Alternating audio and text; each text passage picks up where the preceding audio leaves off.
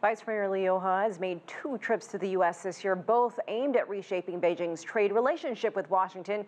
Both sides acknowledge negotiations are at a critical point, but how significant are the differences? Arthur Dong is a professor at Georgetown University's McDonough School of Business. He has extensive experience advising U.S. and local firms operating in China. So a lot to get to here. We saw just a few hours ago Liu He meeting with U.S. President Donald Trump, capping another day of high-stakes trade talks. Trump seemed a little negative earlier on Thursday, but seems to be more on positive footing just late this evening. What is your take on what is happening right now? Yeah, today was a very, very interesting day. There were a rapidly evolving set of circumstances that evolved during Premier Liu's visit here. The sort of unscripted as well as unplanned visit of Liu here to the White House, I think was a very warm signal on the part of President Trump, and certainly signified, certainly for the Chinese people, a level of courtesy that was extended to Premier Liu. He had a lot of tough words for China earlier in the day, just complaining about some of the issues he had.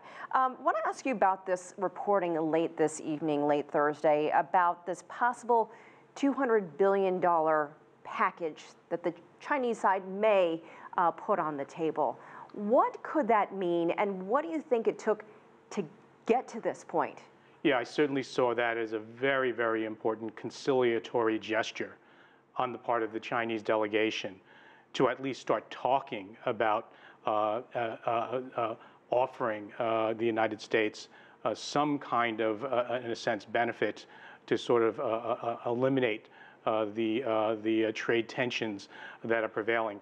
Now, in terms of the $200 billion, it's a targeted number. This is a pretty difficult number to achieve.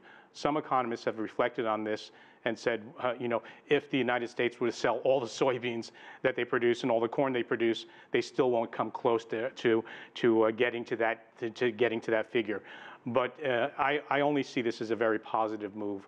At least they're talking conciliation. Right. I mean, this time around, it seems like there has been a lot more coming out of these meetings and with what happened in Beijing and then even the time before. What do you anticipate and what are you looking for as these talks move into Friday? What are you hoping to see at the end of it? I'd like to see some more concrete measures. The fact that both sides are speaking in more realistic terms, that China is offering some concessions, that the United States is offering concessions. We saw that on behalf of President Trump with his offer to sort of remediate the situation with ZTE. And then we also saw this on the part of President Xi Jinping, who also offered to maybe take away the imposition of agricultural tariffs on U.S. farm products, signaling from both sides that they wish to find some mutual grounds for agreement. Are you surprised that there has been this sort of turnaround from last week to this week? We know that there are continual conversations happening, not even face-to-face, but it's almost a 180. Well, part of it is actually negotiating posture, negotiating strategy. Sometimes you have to come out strong. Sometimes you have to put on the table your most difficult points, and then from that point, start backing away and then finding some mutual understanding. All right, Arthur Dong, we appreciate your insight. We'll have to see what happens. Thank you so much for your time. It is my pleasure. Thanks.